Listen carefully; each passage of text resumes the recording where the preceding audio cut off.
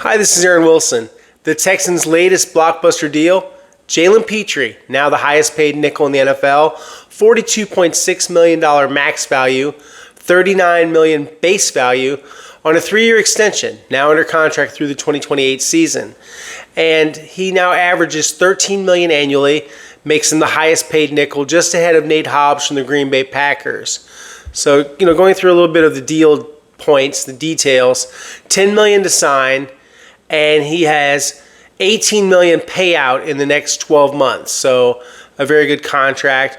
$29.156 million of this deal is guaranteed, which is a high percentage. So for the Texans and Jalen Pitre to find this common ground financially, the backstory is interesting because there was a time where they were having trouble finding a compromise financially on his value. And he's a unique player, a hard-hitting, close to the line of scrimmage player, plays a spot very similar to what he did at Baylor when he was the Big 12 Defensive Player of the Year. So they reward the hometown guy, the Stafford graduate, with a big contract. And in talking with Jalen, I asked him earlier in the week during his school assembly at elementary school, and he expressed confidence. He wasn't worried about it. And he said he would love nothing more than to play for his hometown team long term. He says, I love this city, loves his team. And now they made it happen just days after that. And it came together pretty quickly. They've been talking for weeks, but they weren't able to find the number. And then they finally reached this deal Friday morning. They finished the contract and get word that morning that the deal is complete. And, the feeling I came away with was, this was what was supposed to happen. They were going to reward Jalen Pitre. They were going to pay him. You saw the difference he made as a tackler, the pop that he has, the forced fumbles. Think about the Monday night game against the Dallas Cowboys and how happy the Texans fans were to beat Dallas in their stadium. Well, that big hit he had against Terrence Steele, popping the football out, and then Derek Barnett scoring on that fumble recovery for a touchdown.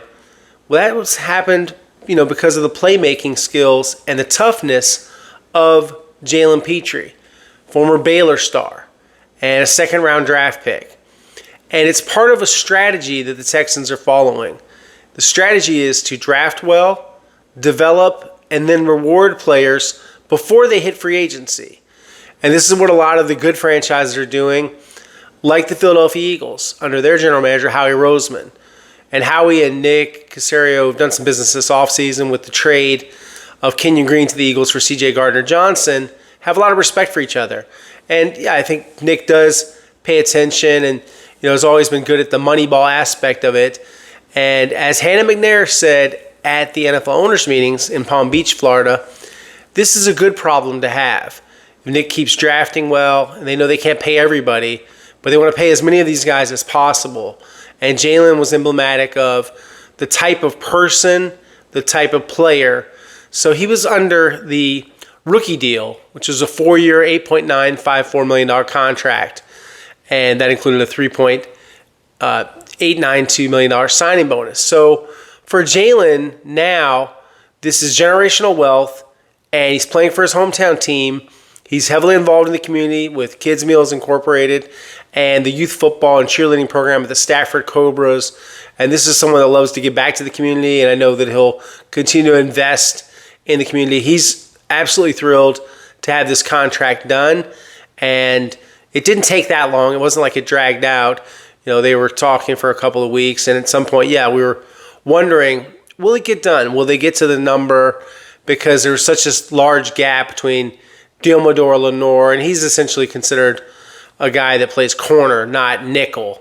But, for Jalen to beat the Nate Hobbs deal by $1 million APY, it's a good contract. It was negotiated by Trey Robinson and Marlon Moore of Athlete, and they've represented Jalen ever since he got in the NFL. So, yeah, good deal. And again, this is part of a larger negotiating strategy.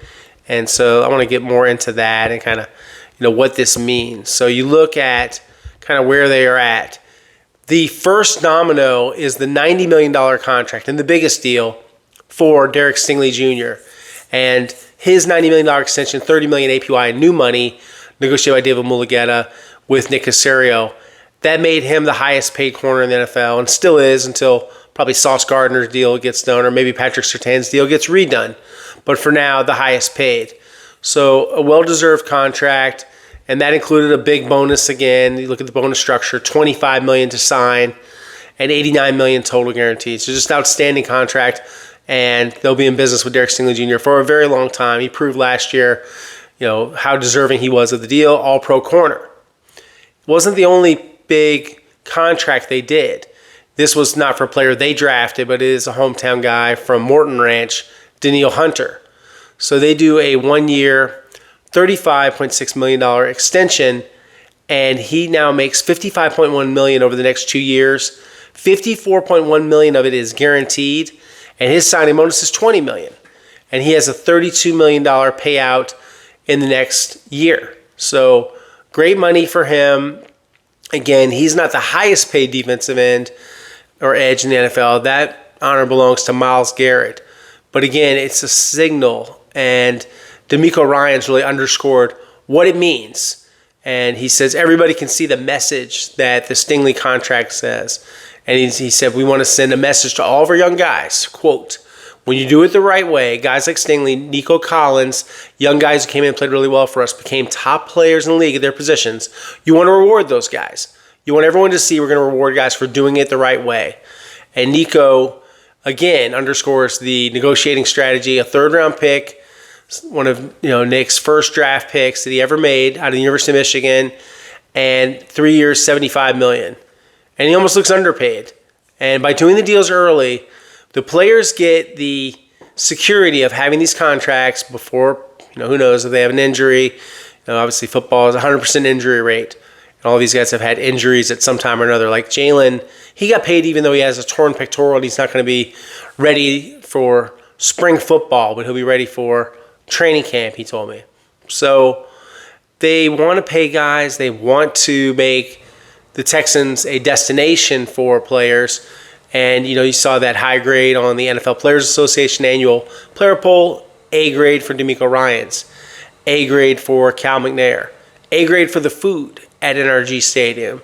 So when you're paying guys well, they're eating good, and they're talking about facility upgrades and continuing to invest in NRG Stadium. They're negotiating with the county and with the rodeo folks over upgrades they'd like to make under new team president Mike Timone's leadership and the McNair family.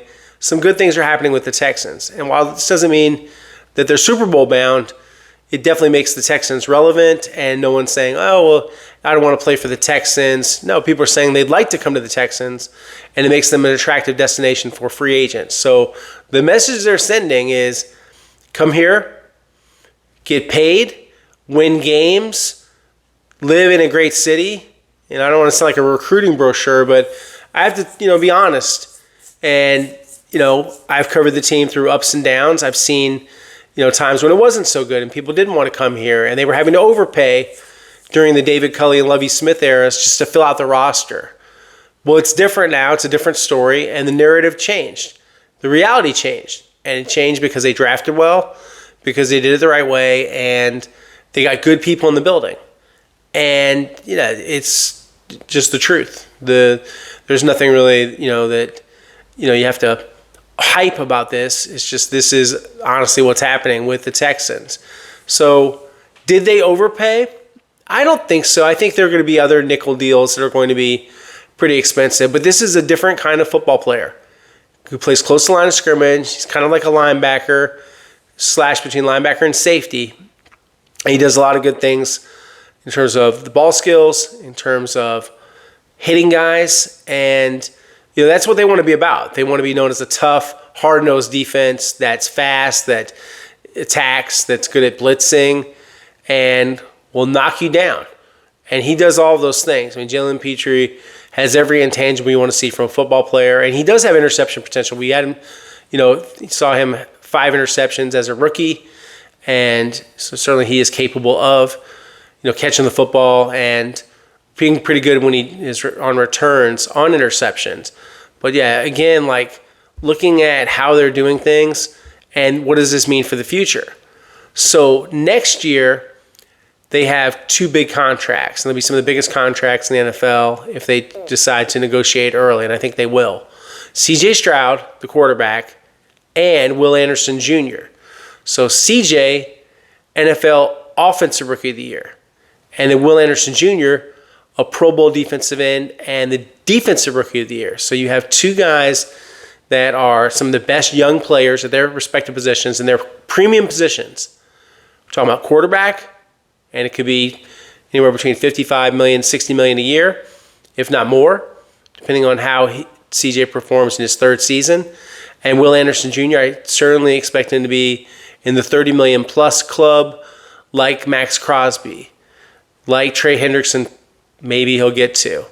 But yeah, it's going to be expensive, but these are, like Hannah said, good problems to have when you're paying guys and they want to be here, and you're not having holdouts, you're not having contract negotiating problems, and you're managing the salary cap. Remember when we were at the NFL Scouting Combine and we talked to Nick Caserio about the salary cap management, and he expressed a lot of confidence in restructuring deals. All these deals with the void years that they put into the deals are cap friendly, and they're able to manage these big hits. And they still have CJ under his rookie deal. So now's the time for the Texans to make that push, and we'll see. Can they take the next step, as D'Amico Ryans describes it, into the postseason? Because, yeah, the offseason's great, but it takes more than the offseason. It takes in-season and the playoffs to really separate yourself from the pack and be an elite team. But so far this offseason, a lot of good things happening for the Texans. And they've kind of, as we talked about, transformed the offensive line, overhauled that group. We'll see if it's any better. I think they're going to be coached better. So we'll see as they get more personnel. And we're going to delve into more about the offensive line and the draft priorities in a separate video. But I want to thank you guys. We're over 5,300 subscribers now. We're a fast-growing channel, and you guys are the reason why, because you're tuning in, you're listening. And this time I figured out the microphone, so the sound is going to be better.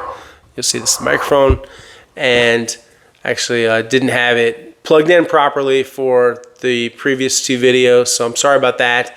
Do better. It's just a mistake, a fumble on my part, so I'll do better. But yeah, trying to be better with the technology. I know you guys expect that, and you should. So yeah, that is addressed with the microphone, and this is a fairly new purchase. So yeah, I'm just glad to invest in the channel and spend this time with you guys. Please like and subscribe. Please follow me on Twitter/X at AaronWilson_NFL, and on Instagram, AaronWilson7128. I'm also on Blue Sky and Threads. And of course, I'll be on Sports Sunday with Randy McElvoy talking about the Jalen Pitre contract, and looking forward to that conversation. And you can always read me for free at www.click2houston.com, and that's where you can find all of your Texans news and reaction, analysis, information, exclusives, visits, workouts, everything about the Texans local day, which we'll discuss in the separate video about some draft updates. I know you guys like to talk about the draft, so we'll get more into that. And until our next conversation, appreciate you guys tuning in. Talk to you soon. Thanks.